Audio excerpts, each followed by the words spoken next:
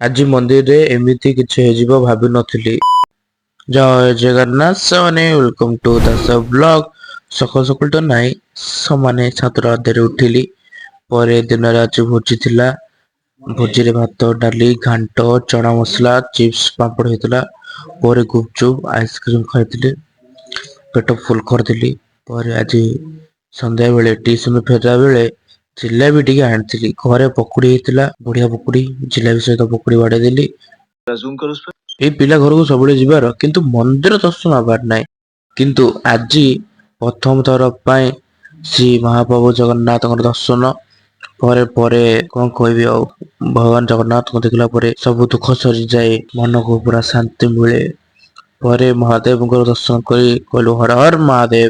ସମସ୍ତଙ୍କୁ ସୁଖ ଶାନ୍ତିରେ ଭଲ ରଖନ୍ତୁ। ପରେ ମାଙ୍କର ଆଳତି ଦର୍ଶନ ପରେ ମାଙ୍କୁ ଦର୍ଶନ କଲି।